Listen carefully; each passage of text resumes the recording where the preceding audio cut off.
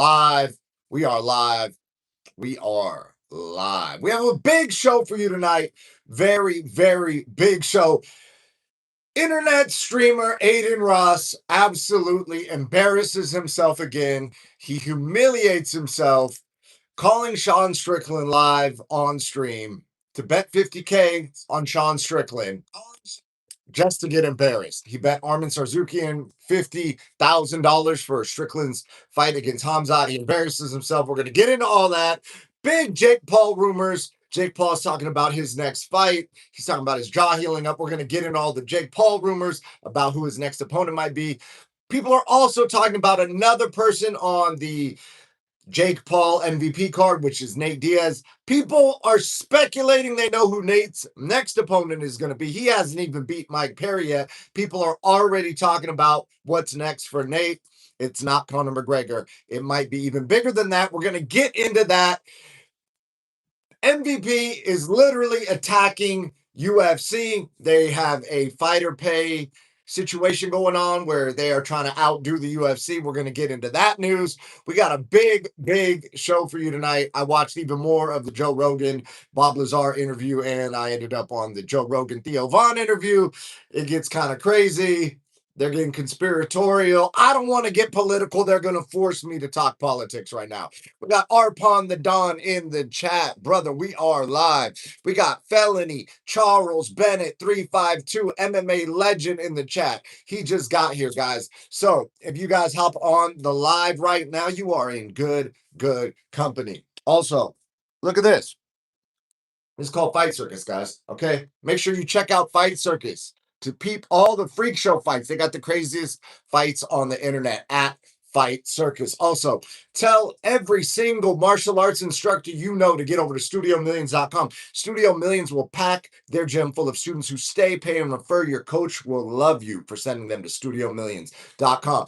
I'm your host. My name is King David MMA. I'm a professional MMA champion, a Brazilian Jiu-Jitsu black belt, and I coach and teach at Extreme Couture, the greatest gym on the planet, guys. We're going to get right into it. So if you've already subscribed, I love you. I appreciate you. Hit the chat.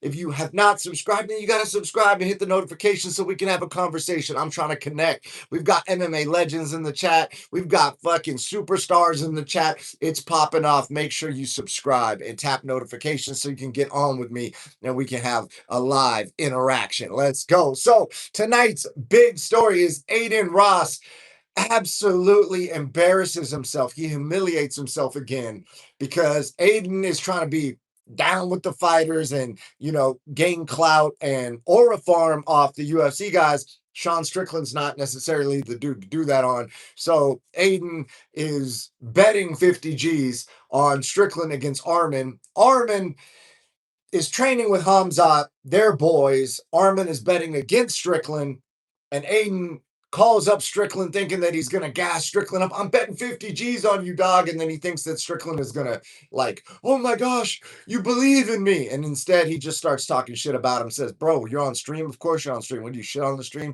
Have you got anything else better to do? And then Aiden is like, I'm betting 50 G's on you, man. Aren't you happy? And he's like, bro, you losing 50 G's doesn't matter to you, dude. So Strickland totally downplayed it. And then Strickland hung up on his ass. So Aiden trying to gain clout. I guess he got some views out of it. But this leads me to a bigger subject, which is the streamers are trying to link with the fighters, but they don't understand what's actually going on. Sean Strickland is fighting for what's potentially the hardest fight of his life. And he's got dorky ass little Aiden Ross calling him up, trying to gain clout on the stream. Strickland is not trying to hear it. Strickland is focused on his fight. And we got these little streamer dudes trying to get in. And they don't understand, man. Like, these people have real life consequences. They're facing actual danger. There's physical repercussions. There is potential hospitalization. There's a lot on the line. There's a lot of risk. Strickland is risking his health and his reputation. And dumbass little Aiden Ross calling him up, hey man, I'm betting $50,000. I make $1 million a week and I'm betting 50,000 on you. Bro, nobody cares, bro. Nobody cares. It's not impressive. Bet a few mil on him, bro. Drop your nuts. Let your nuts hang, Aiden Ross. Bet a few, and even Armand Sarukian said that. Now, GSP was there. GSP, the GOAT, the legend, the MMA fucking royalty, the shining star example of how to train and be a professional in mixed martial arts was there. He was the witness. He witnessed the $50,000 bet. But Armand wanted to bet a mill, right? Now that would maybe mean something because Aiden Ross losing a mill potentially. Now he's risking something too. 50 G's to a super baller who's making, 50, $100 million on a kick contract. There, 50 G's is like, that's like me betting somebody $3, right? Like, hey, man, you want to bet? And you're like, sure, I'll bet you $3. It's nothing to you, right? $3 is nothing to you. You could lose that and it won't affect your lifestyle, right? So if I were to bet you, you would go like, bro, why are you trying to bet me $3? Bro, bet something significant. Bet your house on it. Put some risk up on it, right? If you want the clout for acting like you're risking something, then risk something. Arman Suzukian was down to bet a mill on Hamzat. He was down to bet $1 million on Hamzat. Well, keep in mind his dad's a billionaire, so him losing a mill maybe isn't a big deal, right? He's already on the PJ. He's already pulling up in the Rolls Royce and the Ferrari and eating $800 a spoonful of caviar. Flirting with Nina Drama every day, picking up the phone when her boyfriend calls and checking her boyfriend. Hey, she's not lost, she's found, bro. I know you think she's lost, but she's been found. She's with me now, dog. You don't even need to call in, right? Like to her loved one, significant other. But anyway, so I thought that was an interesting dynamic. It was like a meta of of what's actually going on is people are trying to do things, but the things aren't landing because there's no actual risk involved, right? To a streamer, if they're like, I'm going to set my Lamborghini on fire, right? It's like, yeah, I guess I'll watch you set your Lamborghini on fire, but like, you're sponsored by Lamborghini, you're going to get another free Lamborghini, you're going to get views, you're going to get paid. So you're not actually risking anything setting the Lambo on fire, right? Like betting 50 G's for Aiden Ross, it's like, hey, Strickland, be my friend. That's kind of what it sounded like more, So, anyways, Strickland kind of checked him and then basically hung up on him. So I found that funny. In other influencer news, someone who actually does risk it is Jake Paul. Now, the reason why Jake Paul is compelling is because he put it on the line against Anthony Joshua and got his fucking jaw broken. And because his jaw didn't heal correctly, he had to go get it re-broken and re-plated and re-surgery. So he's had 2 jaw surgeries since he got his shit cracked by Anthony Joshua, who's an Olympic gold medalist and a fucking heavyweight world champion. That's risking it. So there's actual danger. That's why Jake's compelling. So, anyways, Jake is talking about making a return to boxing as soon as his jaw heals, right? And people are saying, in the boxing community, like I think it was the commissioner of the ABA, American Boxing Association, literally said, do not box again, Jake. It's too dangerous. The commissioner said that. The commissioner said that. And I don't think it's too dangerous for Jake to box again. I don't. I think he should box appropriate opponents. And the appropriate opponents aren't who you're thinking. Now, everybody says, oh, he should fight other YouTubers. No, he should fight good boxers in his weight class. That's who Jake should fight. Or celebrities who box that are actually good, like former UFC guys. That's cool for Jake. But Jake going up, fighting Anthony Joshua, he should not fight Francis Ngannou. That absolutely should not happen. Jake should not fight Francis. I think that's the fight Jake is going to try and make. I think that's a terrible idea. Absolutely terrible. Francis is a very, very large person. He trains at Extreme Couture. I see him frequently. That dude is he he will fucking hospitalize Jake again. It's fucked up.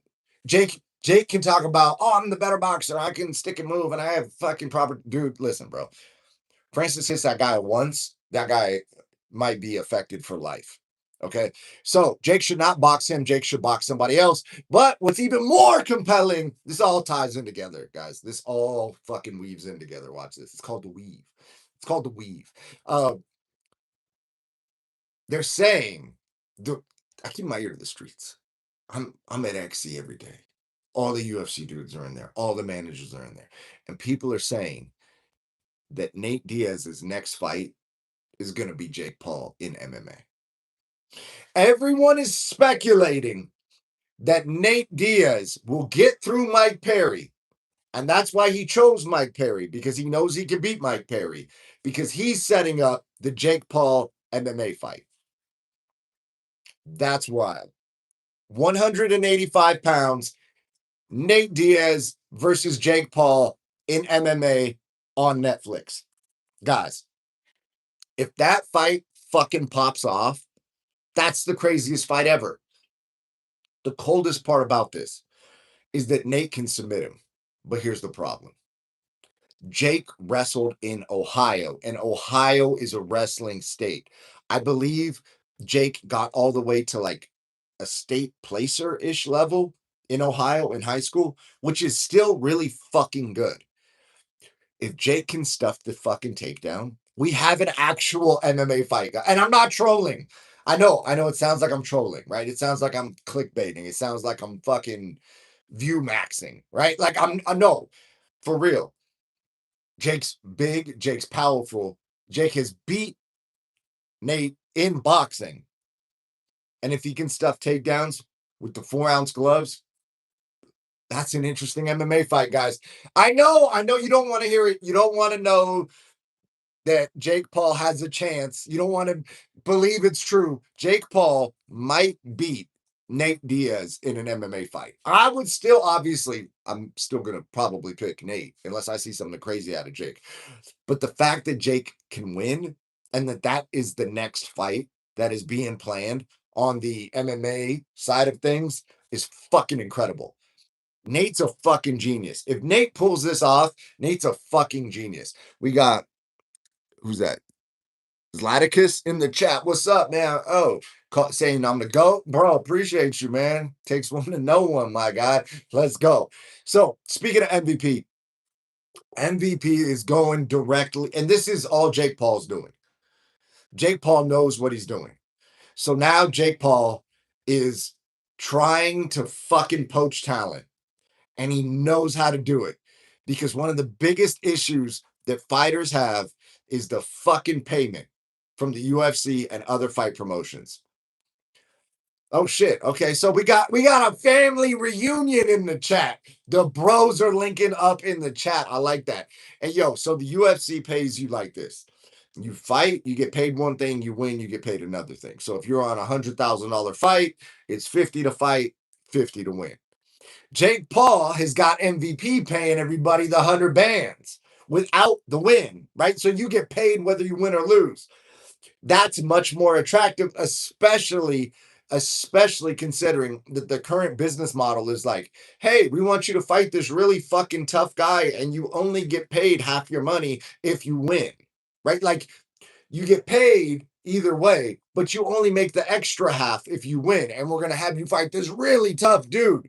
So you got to come in and not know, like 50% of the people in the fight don't get paid what they thought they were going to make, if that makes any sense. Both guys came in hoping to win and get their full check, and only one of them gets the full check. So MVP that's a direct attack at the UFC, because they're trying to build the narrative that UFC doesn't pay. UFC is in a class action lawsuit. I believe this is their second one now, something like that.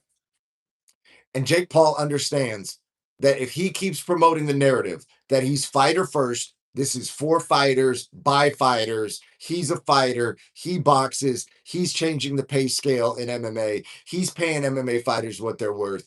Jake Paul is going directly at the talent pool and not coming out and saying he's poaching talent, but everybody knows the talk at the gym right now is people want to fight for MVP. People want to fight for MVP, and managers want their fighters to fight for MVP. So Nate is scooping up market share. I heard they're doing 12 shows. I heard that Netflix and Jake Paul are doing 12 MMA shows. They're doing 12 MMA shows. So they're in this for the long haul. I've heard some other crazy rumors. I got to drop those in I got to get a little more confirmation on those. Then I'm going to drop those in a future live. So if you've subscribed, you're going to get it. Make sure your notifications are on. Next, Next issue. I'm going to drink a little more Zevia. They don't pay me, but they should. So I got to see. I still haven't emailed them. I'm slacking, guys.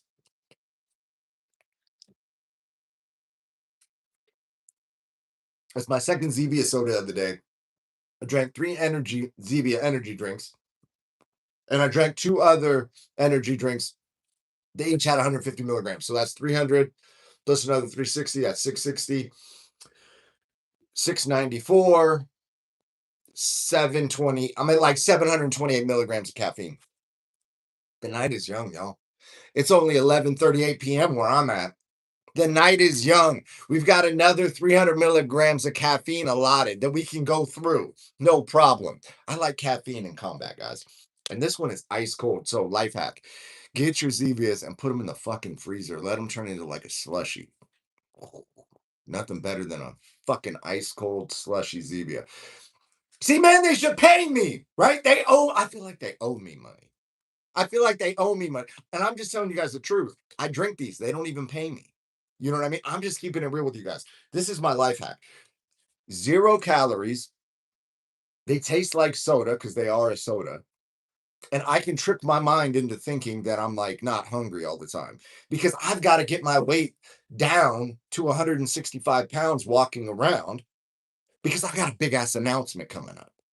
And as soon as that's confirmed, I'm dropping that on the live. And that announcement is going to blow you guys' freaking minds. And maybe it's related to the subject matters that we're talking about right now, but I can't confirm anything, guys. But it's going to be a big ass announcement, and I got to get my weight down. So I'm drinking Zevias and eating air. That's what I'm doing. That's what we do here. So speaking of keeping my mind off my fucking hunger, uh, I started putting on Joe Rogan, Bob Lazar, so I could finish that one because last night I was playing it. I fell the fuck asleep. Why? Because me and Felony train a fucking 100 rounds a day. That's why. Okay.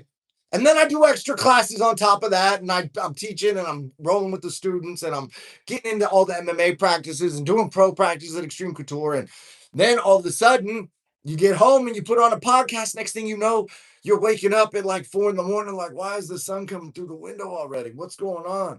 What happened to the podcast I was listening to? Whoa, it's 4 in the morning. What? So I started listening to the second half of it. They're going pretty conspiratorial. I haven't finished that, but I did listen to Theo Vaughn on Rogan as well. Theo's got some hot takes, guys. He's saying a certain group of people control everybody. And then Joe Rogan came in and said, man, you got to get off the antidepressants, brother. He basically said, you sound like you're taking crazy pills. And let's just say Theo Vaughn's takes sounded like the takes that everybody else has right now, that there's a certain group of people who are controlling the president, etc. And Joe Rogan is now under suspicion by the public because Joe sounds like they've got to him as well because he's acting like, what do you mean, Theo? That's crazy. What are you talking about? What are you talking about, Theo? That's crazy talk. Like, bro, do you not hear what the people are talking about? Do you not hear what everybody is saying? Both sides of the political spectrum think it's the same thing happening, that a certain group of people are controlling the president of the United States. Are you not aware that that's what everybody's talking about? And when Theo Vaughn, like, genuinely, wholeheartedly brings it up on the podcast, Joe Rogan, like, dismisses him like he's crazy. Bro, come on, man. Come on. Come on, bro. People are saying that they got to Joe. People are saying they got to Joe. And, you know, me, I don't think any of this shit's going on, right? You know, I'm just out in the backyard meditating, you know, praying to God and just channeling universal energy. But the people are talking, the people say it's going on. So I don't know if you guys believe in those dangerous conspiracy theories or not, but Theo Vaughn is voicing the voice of the people, and Joe Rogan is acting like he's crazy. So who knows what conversations have happened to Joe behind the scenes. But the more important thing is this: Theo Vaughn's got a movie. It's called Bus Boys. I'm fucking excited that they're bringing comedy back. Theo Vaughn paid for this fucking movie out of his own pocket. It's about a dude whose girlfriend gets stolen by a waiter. So him and his boy decide that they need to go be waiters in order to get his girlfriend back. So they start as busboys. They start as busboys and they're trying to work their way up the food chain to get the girl back. I'm excited to watch it, and I love going to the fucking movie theater. I like, you can watch it at home, you can order it, but I like to get out the house. I like to go get it. And I go to Whole Foods, guys. I got a confession. Okay. AMC A list. You can watch like 3 movies a fucking week in the theater. AMC A list. And then pop over to Whole Foods. Now, you're not going to save money by going to Whole Foods. You're not going to do that. But you're going to get all the fucking healthy snacks, right? Like, so I get, instead of the gummy bears, I get the Sunny Stars. You know what I'm saying?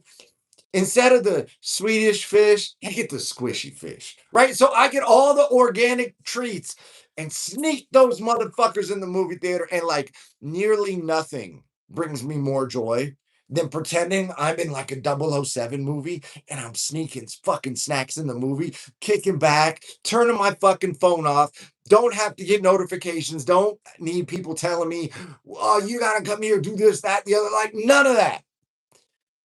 And watch a fucking comedy. I'm so fucking excited for this movie, guys. I might fucking throw a watch party and a whole ass bunch. I might bring people from the gym to go watch it. We might roll up there 20 deep. No telling what we might do. Theo Von, Bus Boys. I'm fucking excited. So anyway, rather than watching the news and getting all bummed out about politics, that's what I'm gonna do. I'm gonna go watch a comedy. You know what I'm saying? Because politics, as Clavicular says, is jester. Because guess what? Those people are gonna do what they're gonna do, right? They're gonna send each other to war, like all that. And so if that's going on, go see a comedy. You know, like what are we? Maybe I'm tripping. Maybe you guys can convince me otherwise. But in my head, I'm like, dude, if it's as bad as you guys say it is, and everybody's controlled and all this, then what's stressing about it gonna do, man? I'm gonna go watch a fucking comedy.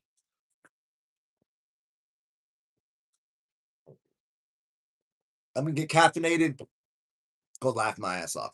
So anyway, I thought that was interesting that Joe was playing it very, very politically correct or whatever. I don't know what his actual views are, but his views sounded very different than nearly everybody who is out on the streets talking.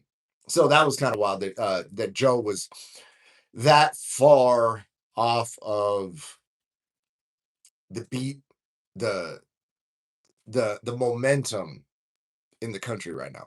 Because I'll be real, man. I don't know anybody that wants to be overseas. They think whether they voted for this dude or not, they think he's fucking up. People don't understand what's going on. They're like, hey man, you said no war, bruh. You said no war, bruh. And now we're in war, bro, over some shit for some other country. And like, what the fuck is going on, dog? You said we were gonna win. You said the streets were gonna be paved in gold, bro. You told us that. We don't see golden streets. We see gas prices. We see $5, $6 gas prices. You said it was going to be $1.87 like it was the last time, bro. What? Like, where's the mix up? Right. So that's what I'm hearing. But I guess Joe hasn't been hearing the same thing. He's been hearing something else, that that's a dangerous country over there, and we've got to secure our freedom because we got to go protect ourselves from their development over there. Because they're like, I don't know, bro. I don't know. Maybe he's got some intel that everybody doesn't have. So I don't know, man. Look, man, now see, this is what I'm saying. Now you guys got me over here watching Joe Rogan podcasts, hearing political takes, and I'm like politically adjacent now against my own will, man. You know, I'm just trying to watch UFO documentaries and hear about the Bus Boys movie. And these motherfuckers are fucking shit up so bad that everybody's talking politics. And that's how you know shit's going sideways. Because if the politicians were doing the right shit, nobody would be talking about it. We'd just be vibing the fuck out. We'd be enjoying our day. We'd be talking about other shit. It wouldn't even be in the conversation. Be like, oh shit's running smooth. Yeah, man. Yeah. So what are you doing today? Oh, I'm partying. What are you doing? Oh, me too, man. Shit's great. Cheers. You know what I mean? So anyway, Theo Vaughn seems concerned. He seems like a genuine dude. Joe Rogan seems like they had a convo with him, maybe, and listen, man, who the fuck knows what's going on? Who the fuck knows what's going on? Is it necessary to go over there to get the oil so that we can power the fucking AI so China doesn't beat us with the fucking AI? Is that's what going is like I'm not saying that it's justified. I'm just saying like if that's the truth, say the truth. Right? Like what's the real truth? Because what they're saying right now doesn't make sense. So, anyways, Felony and I are popping out to Hawaii. He's gonna KO a dude. It's gonna be epic. He's gonna go viral. You know what I mean? Life goes on, guys. And I gotta figure out a time. What day should I go see this fucking Busboy movie? I don't even know when it drops, honestly.